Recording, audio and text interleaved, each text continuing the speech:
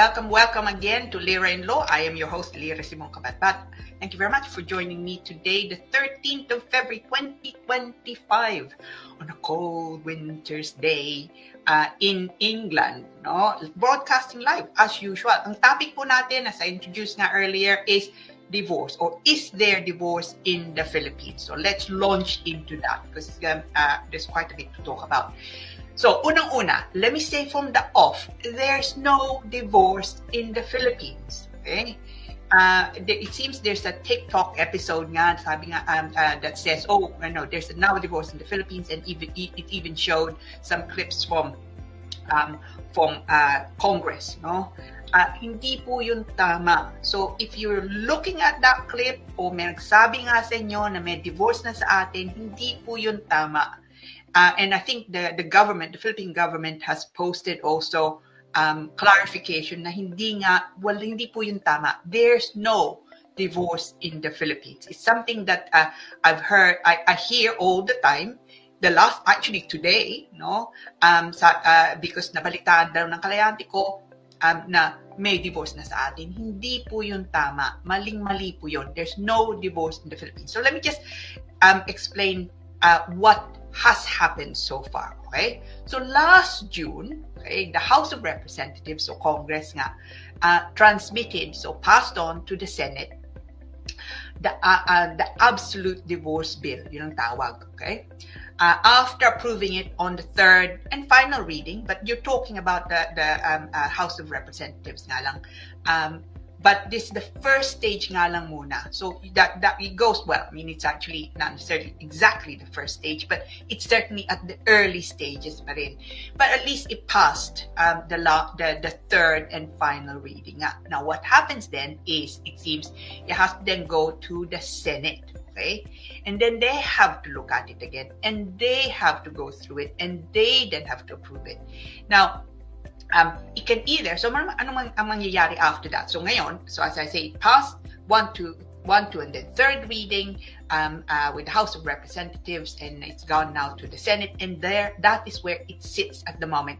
It's a bill, no? So it's not law yet. Hopefully it will be, but it's not law yet. It's a bill. Ibig sabihin, it is something that's going through the process to then become law, no?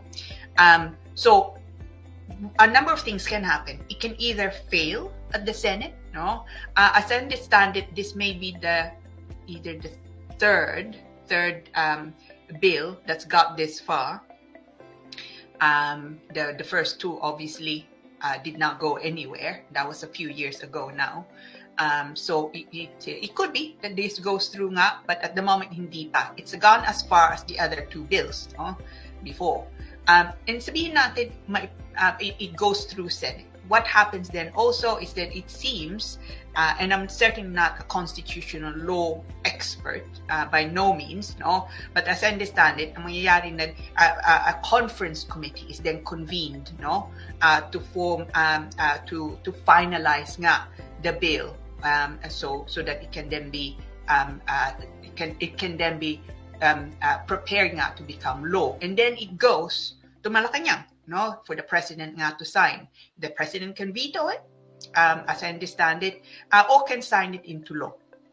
So marami pang kailangang mangyari. So kung sinasabi sa inyo mga tao, oh, may divorce na sa atin, wala nang problema, no, ganoon, hindi po yun tama. Okay? There's no divorce in the Philippines. I say it again, there's no divorce in the Philippines. It could be that it happens later on, no? But because, as I say, it's gone quite a bit further than others. So nga ito, we're looking at it's passed through the Senate, and so it now needs to. It's going through the Senate, I should say, having gone through the House of Representatives last year. Okay? So yung nga, that is where we are with this absolute divorce bill. And I know, just reading around nga, that there are senators who are not keen on the bill. Some are not keen on the terms of the bill and maybe would want amendments. Some are not keen altogether. no? So let's see kung ano nga mangyayari. But at the moment nga, it's not law, and it's still quite away from becoming law. So yung may sabi sa inyo, bayaran nyo sila dahil nga gagawin nila yung divorce, huwag kayong magbabayad. Okay? Because there's no divorce in the Philippines. Now, let's take that one step further. So, if there's no divorce nga in the Philippines, pero dito kayo nakatira, sabihin natin. So, dito kayo nakatira, you're living in England, but you are married in the Philippines. A very common scenario, no? Now, can you divorce in the UK? Or indeed, can you divorce in the Philippines? No? The answer to the second question, can you divorce in the Philippines kung dito na kayo nakatira? No, you can't, because there's no divorce in the Philippines, no? It doesn't matter na doon nga kayo kinasal. But can you divorce in England? The answer is probably, okay? I say no, quite lawyer speak, no? But I say probably rather than yes or no, because it depends on a number of circumstances. So, una po ito. Ang una nilang titignan, una nyo kailangang tignan is, are you what's called habitually resident in the United Kingdom? Okay? That's a legal term. It's a habitual resident nga. Now, habitual resident is it's where you it's often been defined by saying if you consider the United Kingdom, you consider the UK nga to be your home, but more than that, no? Is this your center effectively? So dito ka ba nagtatrabaho? Dito ba ang pamilya mo, no? Also, kung matagal ka na nga dito, but that's not necessarily an indication nga. Or that's not a conclusive evidence, but it's an indication that you are habitually resident in the United Kingdom. So there's no time limit necessarily as such nga na you need to have been in the UK for 10 years and then you're considered habitually resident. Hindi po yun. It's a combination of a number of things, but the basic premise is, do you consider the UK your home, your residence? No? If the answer to that is yes, and it points all to that you're habitually resident in the UK, ibig sabihin, the court, no, will likely have jurisdiction to look at divorce, even though you were married in the Philippines. Okay, now I'm not saying that the question of its validity nga, divorce validity in the Philippines is something else, but in the United Kingdom, okay, if your marriage is valid in the UK, dito kayo nakatira, you're habitually resident in the United Kingdom. That's more than simply living in the UK. This is your center, if you like, no? Then the court will likely have jurisdiction. Yun ang unang-una. Whatever application you make at court, in family law or indeed others, no, the court has to have the power to consider it. It's otherwise known as jurisdiction. No? So it can be under contract law, it can be under, as I say, family law, commercial. The court must have the jurisdiction, the power to hear it. Kung dito kayo nakatira, you're habitually resident in the United Kingdom, kahit doon kayo kinasal sa atin, then it's likely that the court in the UK will have the jurisdiction to hear a petition. Now, it gets even more interesting. So, sabihin natin, dito nga kayo nakatira. Pero wala, nandito kayo nakatira, pero you have limited leave to remain. Matagal na kayo dito, no?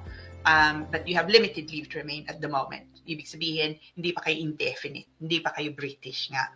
Would the court still have the power to issue, no, or hear a divorce petition, consider divorce petition? The answer is yes, because you are still, as long as you can show that you are habitually resident in the United Kingdom. So habitual resident po is not dependent, no? It can be a factor, but it's not dependent on your immigration status. Okay, so you can have you can not have indefinite leave to remain. You can be not British, no? but the court will still have, potentially, the jurisdiction to consider your petition for divorce dahil nga you have habitual residence in the UK. Right? So yun, it's so it's not immigration status dependent. Yeah? So yun. Now, sabihin natin, dito kayo nakatira. So let's take it one step further now.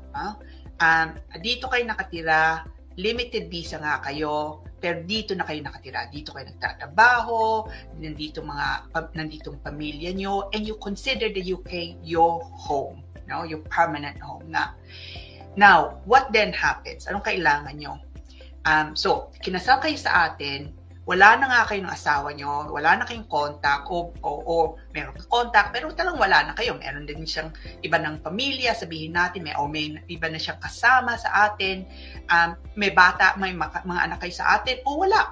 No? So that the existence of children also does not dictate na, no, the jurisdiction of the court. Meron kayong anak sa atin o wala kayong anak sa atin, the court in the United Kingdom, in England and Wales, will be able to still consider your petition for divorce if you're habitually resident nga. Now, what do you have to do? Now, a change in 2022, okay, meant that divorce petitions are now submitted online. No? So, if you're divorcing, then you need access nga to computer. No? Anong kailangan yung unang-una? Kailangan nyo po yung marriage contract nyo. Now, I know because I've done this, no? You can apply for this also online. You just need to give it a little bit of time. The DHL nila, no? Magbabayad ka ng the fee. I can't remember what the fee is, but also additionally the DHL fee, the courier fee to get it to you. So you get that from the PSA, no? Previously the NSO, tapos papadala na nga dito, and then you have your marriage contract. Importante po, tingnan nyo, maigi, na hindi malabo. The older marriage contracts nga, because I'm not really sure why it can be somewhat unclear. I think maybe because they were using typewriters, and sometimes it's just not malabo, no? Make sure it's clear. If it's not clear, if you can't get another clearer copy, no, which may be the case, then you may need to prepare nga an explanation, no, that to accompany the marriage contract, because of course yung korte nga, they need to be able to read it, no? To explain ano ba yung mga pangalan, so to explain it. So usually pagka kinasal kayo sa atin, bago kayo kasal, meron kayong you need to apply for a license, di ba? No? The license application usually is much clearer. So it could be that you need to submit that also. So kailangan nyo po to start divorce proceedings nga dito, having sorted out the habitual resident, kailangan nyo po yung marriage contract nyo. Okay? So yun. Ano pang kailangan nyo? Kailangan nyo din email niya. Of course, may email siguro kayo dito, no? Kailangan nyo email niya yung asawa nyo sa atin. At saka, of course, address, no? Now, also, apart from habitual resident, you need to be able to show that you've been married at least 1 year. Okay? That applies to divorces in the UK, certainly, and the divorces in the UK from, say, marriages outside the United Kingdom. Kailangan nyo pakita you've been married for at least 1 year. Otherwise, the court will not hear it. No? The court will not have the power to hear it unless you can show that you've been married for at least 1 year. Now, as I've said, it's issued now online. Now, most of the time, the beginning is actually not too complicated, no? You have the marriage contract. The form itself is not it's not difficult, and then that is issued, and it's done online, and the court will even send a copy of it to your husband by email usually, no, or wife, of course, no. Now, what sometimes happens, or what complicates things, is kung hindi sila sumasagot, no. Hindi sila sumasagot, o sumagot sila pero sabi nila, no, I'm not going to agree. But that rarely happens. I would say 90% of the time, walang sagot, no? Kung yun ang nangyari, that's that's often where my clients get stuck. So if that happens, anong kailangan yung gawin? Now, in that case, you need to make another application, either for deemed or substituted service. The two are quite different. It could be that you can apply for substituted service and get that, and then later on, kailangan nyo pa rin ng deemed service. So let me just unpack that a little bit. Now, taking the second one first, substituted service means that you're asking the court for an order nga na that you can serve your husband or wife, yung spouse nyo, yung asawa nyo, care of another address or by post sa magulang niya.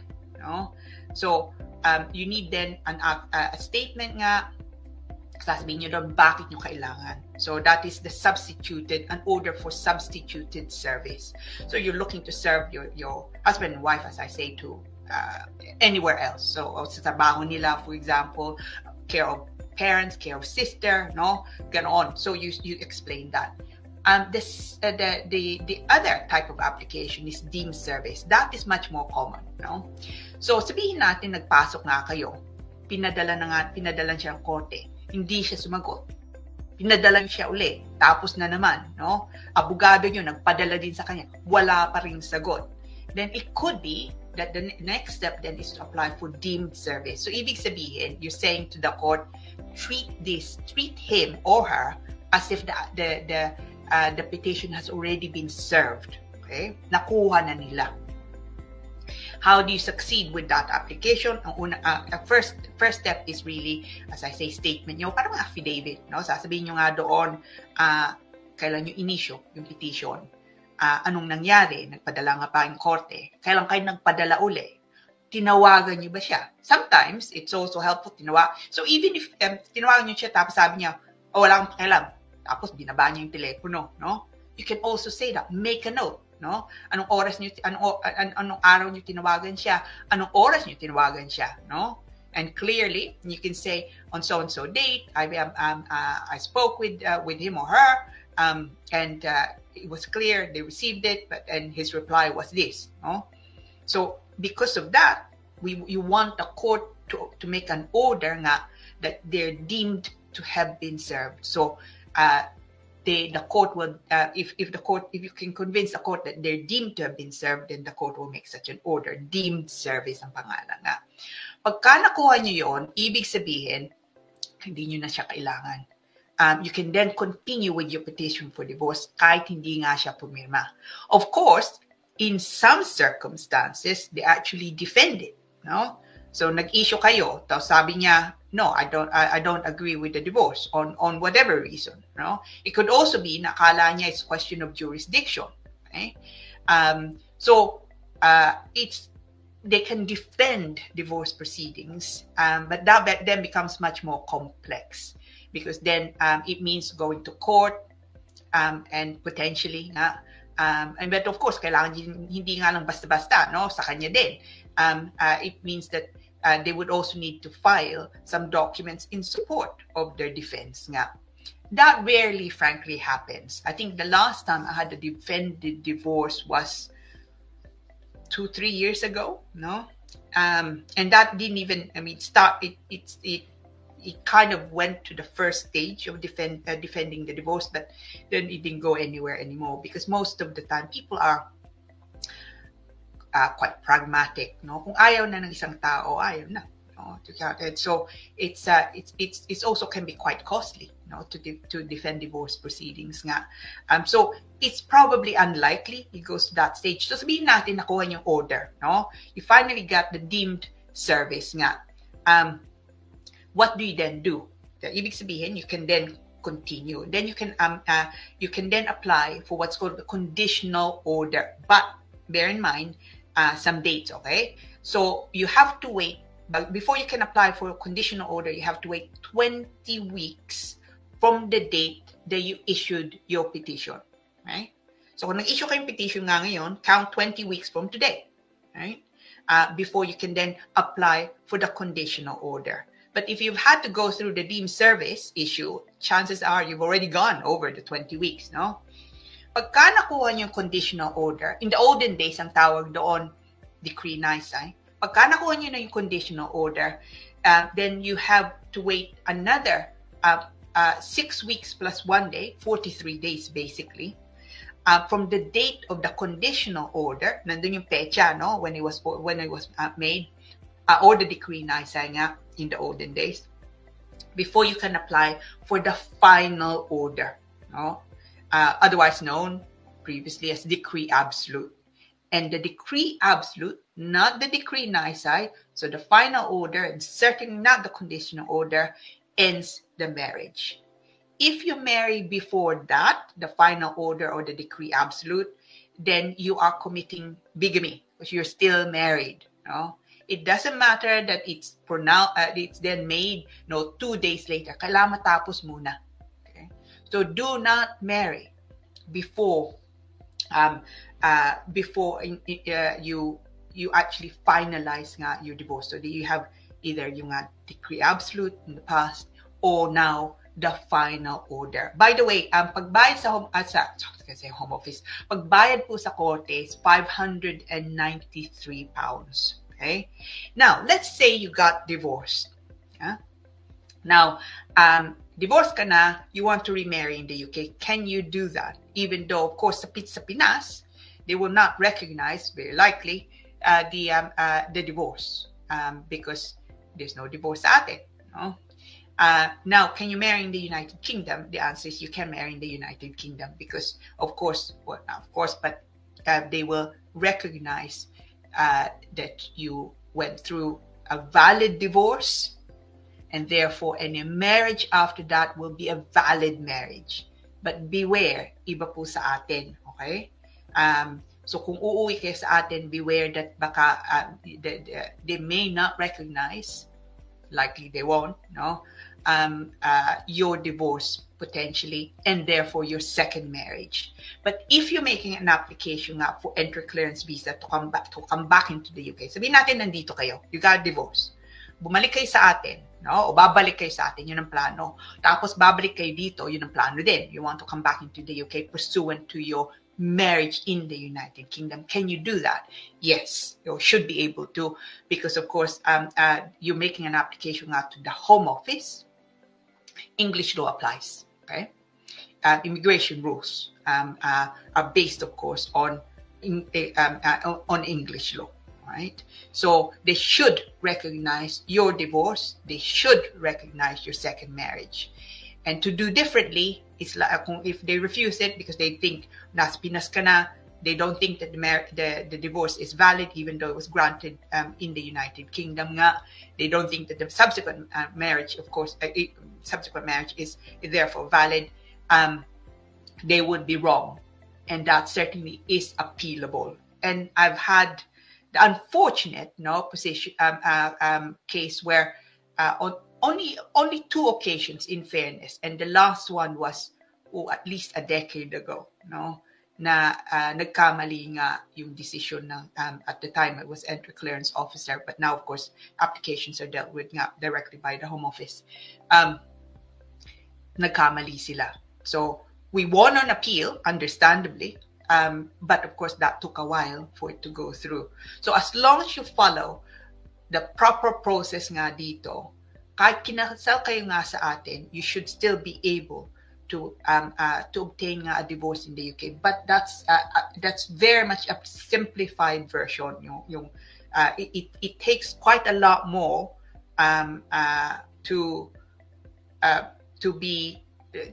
it takes quite a lot more unpacking nga, no? And of course cases differ. So ang payo ko po ito, kung yan sitwasyon nyo, no? Kinasal kayo sa atin, nandito na nga kayo, gusto nyo magpakasal nga dito, for goodness sake, see a solicitor. Okay? It's one of those scenarios nga na it's just complex is probably a good description of it, no?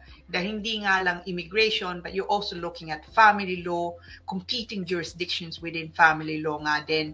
So you should definitely seek advice, no? For sure. Yeah? Kung narinig nyo yon, that noise, that's from yung aso ko, my dog, Dr. Watson. For those of you who watch regularly, that's my dog. Nasakit nga siya eh. Oh, naoperahan siya. So he's kind of limping around at the moment, which is a bit, but he's getting better. Anyway, I digress.